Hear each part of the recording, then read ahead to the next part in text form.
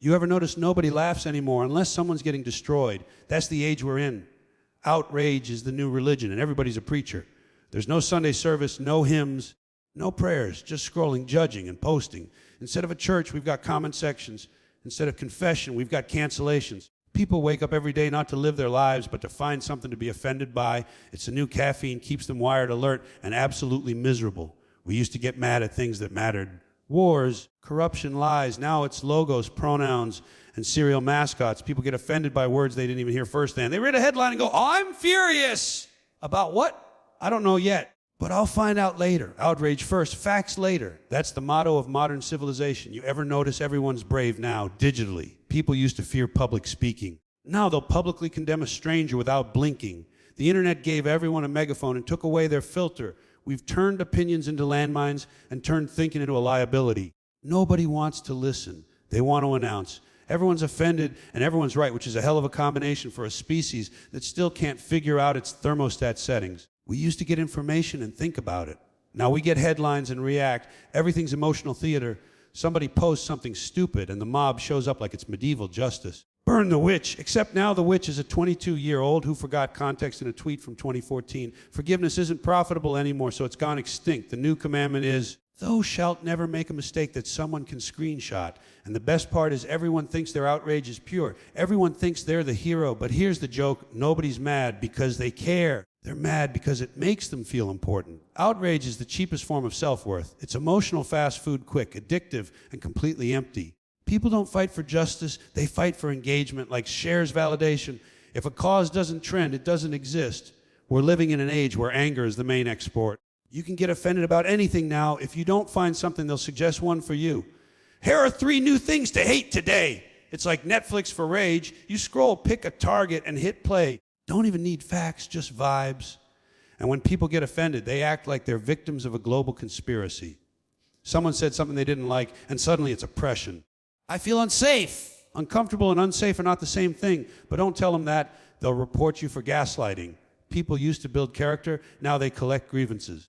There's no resilience left, just reaction. It's funny, though, everyone's offended, but no one's improving. Nobody's getting wiser, kinder, or deeper. They just get louder. It's like yelling is the new enlightenment. The louder you are, the more right you think you are. Doesn't matter if you're full of nonsense. If you shout it with enough passion, someone will retweet it. That's how the new scripture spreads through outrage virality. The old religions had gods that forgave. The new one doesn't. It's a one-strike system. You mess up once, you're done. Doesn't matter what you did, who you are, or if you change, it's eternal damnation via trending topic, and people love it. They love watching others burn. It's the only ritual we all agree on. Public shaming, it's the last communal experience we've got. Nobody sings together anymore, but we'll all chant, "Chancel him," in perfect unison. We've replaced morality with emotion. Doesn't matter if something's true, just if it feels right. If a story fits the outrage template, it spreads. Facts are boring, fury sells. You ever see people argue online? They don't even read what they're fighting about. They just wait for their turn to post another angry paragraph. It's not conversation, it's shadow boxing with egos. And then they talk about raising awareness. Raising awareness. We're drowning in awareness. Everyone knows everything all the time. You can't raise awareness anymore. It's already inflated like a balloon about to pop. What we need is understanding. But that's harder. Understanding requires listening, and listening doesn't trend. You can't monetize empathy. People love being offended because it makes them feel moral without doing anything moral. It's activism without effort. You can change your profile picture and boom, you're a hero. No risk, no sacrifice, just emotional signaling. It's a participation trophy for outrage. We gamified morality. Congratulations, you've unlocked level 5 sensitivity. And people love to call it speaking truth to power, power. Half the time they're yelling at a comedian, a book, or a sandwich company. That's not power, that's performance. People don't go after real problems because real problems fight back. So they go after the easy ones, the symbolic ones, the ones that'll get retweets and sympathy. It's morality cosplay. The whole system feeds itself. Outrage drives clicks. Clicks drive money. Money fuels more outrage. It's an economy of anger. Everyone's selling a feeling, fear, fury, righteousness. And the buyers can't get enough. Outrage makes people feel alive. That's the secret. People are numb from distraction, empty from overconsumption, and anger is the only thing that cuts through the fog. Doesn't matter what the issue is. Just give them something to hate. Hate's the cheapest high there is, and we call that progress. We call it being woke. Woke, that's another funny one. Used to mean awareness. Now it means constant offense. Being woke used to mean you saw injustice. Now it means you manufacture it. People don't sleep anymore. They just wait for their next outrage assignment. It's exhausting to watch. Nobody's rested. Nobody's content. Everyone's on edge. We're all living in a global argument where nobody remembers what started it. You ever meet someone who says, I'm offended? Like it's a badge of honor. They say it with pride. I'm offended. Well, congratulations. What do you want, a medal? People act like being offended makes them virtuous.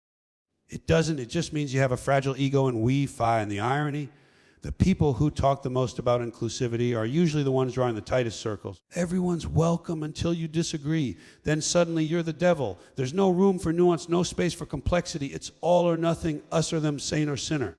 People don't want truth. They want teams. The funniest part is this new moral movement doesn't actually fix anything. It just moves the furniture around. We replace one forbidden word with another.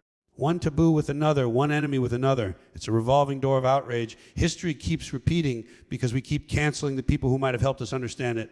We delete the past, congratulate ourselves for being better, and then make the same mistakes with better lighting. And people justify it with, well, words matter. Sure, they do. But context matters more. Intention matters. Meaning matters. We've lost the ability to distinguish cruelty from comedy, ignorance from irony, disagreement from danger. Everything's personal, everything's trauma, everything's a threat. We've emotionalized language to the point where communication's impossible. And it's not just individuals, it's corporations now too. Companies pretending to care, selling moral virtue as a product. Withstand with, fill in the blank. They'll slap a rainbow, a slogan, or a cause on a soda can if it means you'll buy too. They don't believe in justice, they believe in metrics. They've learned how to monetize empathy and sell it back to us at a markup. It's all theater. Everyone's performing. Nobody's improving. We've turned outrage into entertainment, activism into algorithms. The same system that exploits us now gives us causes to distract us from being exploited. People think they're fighting the system while commenting on its ads. That's the ultimate punchline. The rebellion's been sponsored, and deep down, people know it, they feel it. That's why they're so tired. You can't stay angry forever without turning hollow inside. Outrage burns fast. It doesn't build anything. Real change takes patience, humility, compassion, the exact things outrage burns away. We're too busy screaming at each other to remember what we were supposed to fix. It's not that people don't care. It's that caring got industrialized. Everyone's been trained to care loudly, not deeply. We used to look out for our neighbors. Now we look down on them for using the wrong word. Empathy turned into currency, and we spend it carelessly. And when the outrage cycle moves on, so does everyone else. The problem stays, the people stay hurt, but the mob's already chasing its next sermon. People talk about speaking their truth. That's another modern masterpiece. There's no such thing as your truth or my truth. There's just truth. It's not a flavor. But in the new religion, truth is subjective, flexible, customizable. If it feels true, it's true, which means everyone's right, which means nobody is. And in this holy war of feelings, humor became the first casualty. Can't joke about anything anymore without someone filing an emotional lawsuit. Humor used to be how we coped, how we connected, how we confronted the hard stuff. Now it's treated like violence. We used to laugh at ourselves. Now we prosecute anyone who tries. You can't build a healthy society on constant outrage. It's like trying to plant flowers in gasoline. The soil's too toxic. People aren't learning from their anger. They're feeding on it. And the system loves it because angry people are easy to control. They're predictable. Outrage keeps you scrawling, spending, dividing. It's the perfect distraction from improvement. We've confused passion with progress. We think feeling strongly about something is the same as fixing it. It's not. Feeling isn't doing. Hashtagging isn't healing. Canceling isn't correcting. Real progress isn't loud. It's quiet, steady, often uncomfortable. But nobody's listening for that. They're too busy preaching. The real irony. The people most desperate for justice are sabotaging it with noise. You can't build bridges by shouting from opposite ends. You can't teach by humiliating. You can't free people by terrifying them into silence. You can only change hearts through understanding, not outrage. But outrage is easier, it's faster, and in this culture, easy wins every time. So here we are, an entire species of moral pyromaniacs, burning down every structure we don't understand and calling it progress. And when the smoke clears, we'll stand in the ashes, exhausted, self-righteous, and still confused about why nothing's better. You ever notice how everybody talks about change now? Everybody's for progress, they love it, but nobody actually changes. It's all slogans and speeches, not substance. We've turned progress into a fashion statement. You don't do it, you just wear it. Look, I care. I've got the right opinions, the right hashtags, the right tone. Meanwhile, nothing underneath actually moves. It's like painting racing stripes on a parked car. We used to think progress meant something physical, bridges, books, discoveries, cures. Now it's about vibes. People don't want better, they want better branding. We measure morality by marketing. You see it everywhere. People acting like evolution's a lifestyle choice. I'm more evolved than you.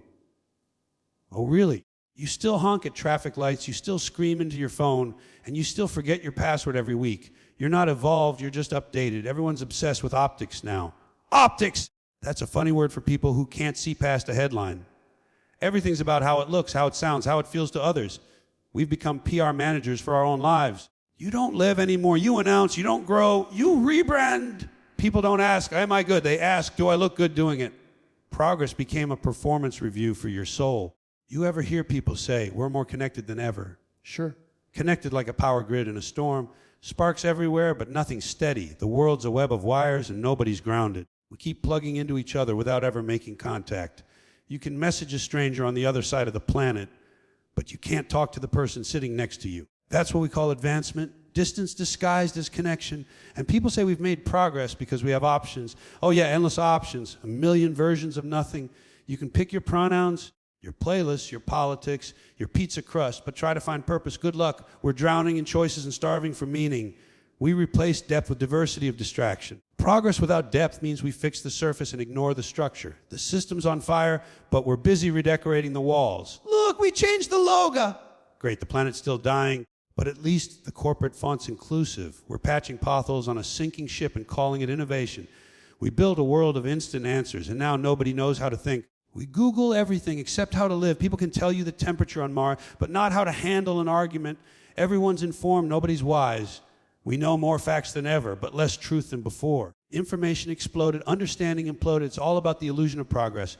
As long as it looks like we're evolving, we're satisfied. We used to dream about the future. Now we just want faster wee feet. We used to explore space. Now we explore shopping apps. Human curiosity got outsourced to convenience. The big invention of our time isn't flight or medicine. It's the skip ad button. That's our legacy. And the funniest part, we celebrate, we throw award shows for awareness. Look, this person raised consciousness. Consciousness of what? Nothing got solved, but the lighting was beautiful. We have social revolutions sponsored by soda brands. Activism comes with ad breaks. Even protest is now an aesthetic. You can't start a movement anymore unless it looks good in a carousel post. It's progress is theater. Everyone's acting evolved. Nobody's rehearsing growth. You've got corporations preaching sustainability while dumping waste offshore. Politicians tweeting empathy while cashing checks from industries that cause the very problems they're raising awareness about. We've built an entire economy on pretending to improve. We're addicted to the optics of virtue. People talk about doing the work. Oh, that's a good one. Doing the work. I love that phrase. You ask them what work, and suddenly it's vague. You know, the work. The emotional labor, the inner journey, the self-care. Nobody can define it, but everyone's doing it. Because saying you're doing the work sounds deeper than actually doing anything. It's the modern confessional. Forgive me, followers, for I have reflected, and progress got branded too. You can buy it now. You can subscribe to it. Upgrade your mindset for $29.99 a month. Every store's got a cause. Every influencer's got a movement. Every brand's got a moral. It's exhausting. We used to buy things to make life easier. Now we buy them to feel ethical. You can't even eat a sandwich without wondering what stance it represents. We've turned improvement into identity. Nobody wants to grow quietly anymore. It's not enough to evolve. You have to announce your evolution. Post about your boundaries, journal about your healing, live stream your awakening. You can't just change, you have to collect applause for it. Because progress without witnesses doesn't count anymore. And people don't want depth because depth takes time. Time's the enemy now. Everything's got to be instant. Instant news, instant morals, instant reactions. We used to think before we spoke, now we tweet before we think. Nobody pauses long enough to ask, am I right? They just assume they are and hit send, and when someone disagrees, that's not dialogue, that's war. The more efficient we get, the less reflective we become. Progress without depth is like a gym membership you never use. You feel good paying for it. You tell people about it, but nothing actually changes. We've built a culture of symbolic action, gestures instead of transformation. Lighting a building pink for awareness while cutting funding for research. Posting a quote about empathy right after insulting a stranger online. It's all theater. Moral karaoke. You ever notice people use the word space now for everything? I'm creating a space for healing. I'm holding space for dialogue. We've got spaces everywhere. Nobody's filling them with honesty. We don't talk to each other. We talk around each other, using safe words and buzzwords. Because if you say what you really mean, someone might misinterpret it, and there goes your progress badge. The illusion's powerful because it's comforting. It's easier to pretend we're improving than to face how stuck we really are. We convince ourselves we've evolved because we changed vocabulary. We swapped old labels for new ones and call it enlightenment. But underneath, it's the same fears, the same egos, the same hunger for control. Humanity's wearing a new outfit, but it's the same nervous system underneath. And people mistake business for betterment.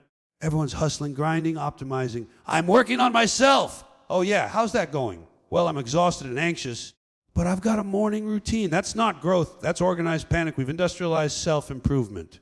Meditation apps with leaderboards. Productivity coaches teaching burnout prevention by scheduling your rest. We've even monetized peace. It's absurd. We're so obsessed with improving everything that we forgot what we were improving for. Every system's optimized except the human one. We've got smart homes, dumb conversations, infinite data, zero wisdom. Machines are learning faster than we are. We're updating the software of civilization and forgetting to check the wiring of the soul. You ever notice nobody's responsible for anything anymore? Nobody. Every screw up, every disaster, every bad decision, it's always someone else's fault. It wasn't me, it was the algorithm. It wasn't me, it was the system. It wasn't me, it was trauma, astrology, Mercury, the moon. We've got more excuses than solutions, and we hand them out like participation trophies. Nobody stands up and says, yeah, that was on me, because admitting fault is the new sin. Accountability is extinct, replaced by justification with better vocabulary. We live in a world where everybody wants credit, but nobody wants blame. Success is personal, failure is external. I worked hard for this. Sure you did, but when it goes wrong, suddenly it's the universe conspiring against you. People treat accountability like a disease they might catch. Don't get too close. He might hold me responsible. You can feel it everywhere, from the top to the bottom. Companies pollute the planet, then put out commercials about green initiatives. Politicians lie, then release clarifications. Celebrities apologize with lighting design. I take full responsibility, they say, staring into the camera as if the lighting itself will absolve them. They don't even know what they're apologizing for.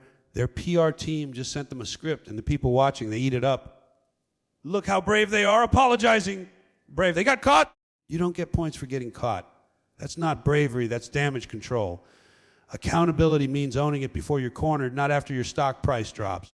But we've raised a generation that thinks consequences are optional. Everyone's a victim, everyone's misunderstood. There's always a reason, always a loophole. I wasn't wrong, I was triggered.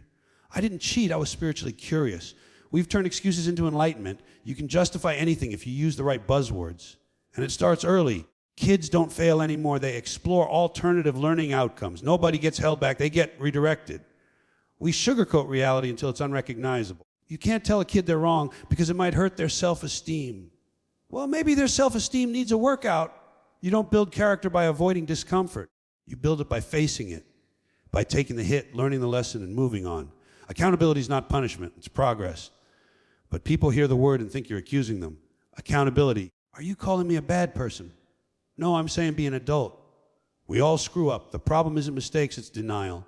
Nobody wants to carry the weight of their own actions anymore, so they drop it on someone else. And when everybody drops it, society's just a floor full of blame nobody wants to clean up. Social media made it worse. It's the world's biggest stage for finger pointing. Everyone's calling out everyone else, but nobody looks in the mirror. Whole careers built on outrage, moral superiority, endless judgment. I'm exposing hypocrisy. Yeah, while ignoring your own. The internet turned accountability into a weapon, not a value. It's about humiliation, not healing. And then there's the public apology industry. You've seen it, the notes app confessions, the carefully worded statements. I acknowledge the pain my words may have caused, not did. You see the trick. That tiny word removes the human from the equation. It's not I hurt you. It's pain occurred somewhere near me. It's like emotional hit and run. We don't even expect sincerity anymore. We just want the ritual.